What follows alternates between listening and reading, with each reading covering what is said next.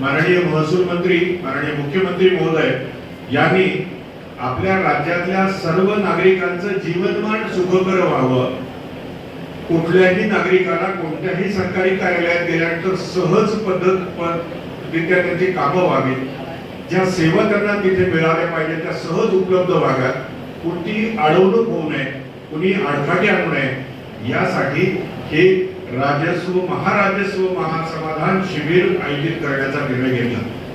आणि मागच्या महिन्यापासून आपण हे वेगवेगळ्या मंडळाच्या ठिकाणी आपण हे राजस्व अभियान घेतोय आणि हेतू हाच आहे की आम्हाला आमच्या जन्मापासून ते आमच्या शेवटच्या क्षणापर्यंत प्रत्येक गोष्टीसाठी कुठल्या ना कुठल्या सरकारी कार्यालयात जावं लागतं, कुठल्या ना कुठल्या सरकारी कार्यालयाची मदत घ्यावी लागते।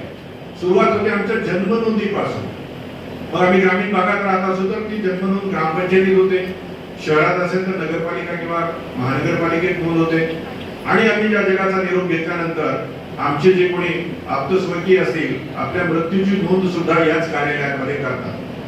आणि या संपूर्ण जीवन क्रमानामध्ये आमच्या आयुष्याशी संबंधित प्रत्येक बाबीशी कोणत्या ना कोणत्या विभागाकडे आम्हाला जावं लागतं। आपल्या सर्वांचा सर्वात जिव्हाळ्याचा विषय काय आहे तर आपली जमीन, मग ती शेत जमीन असेल किंवा आम्ही जिथे राहतो ते घर असेल, तो प्लॉट असेल, ह्या जिव्हाळ्याच्या बाबींबद्दलचा सगळ्यात जवळचा सगळ्यात महत्त्वाचा विभाग आहे महसूल विभाग। आणि मग वेगवेगळे विभाग शासनाचे निर्माण झालेले ते सगळे विभाग एकत्रितपणे काम करतात आणि नागरिकांना सेवा देण्याचं काम करतात। ह्या सगळ्या सेवा विनासायास मिळाव्यात हाच एक हेतू आहे। दुसरा महत्त्वाचा हेतू आहे की तालुक्यापर्यंत जायचं किंवा मंडळ स्तरापर्यंत जायचं आणि या अधिकाऱ्यांना बोलायचं, हेही कधी कधी नागरिकांना खूप अडचणीचं ठरतं।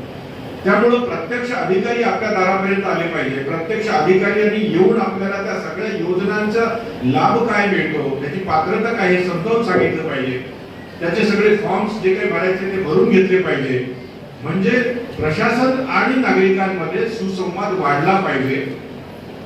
आणि अंतिमतः पुन्हा हेतू तोच आहे की नागरिकांचं जीवनमान सुखकर झालं पाहिजे। या मोठ्या हेतूतून हा आपण उपक्रम राबवतो आहोत।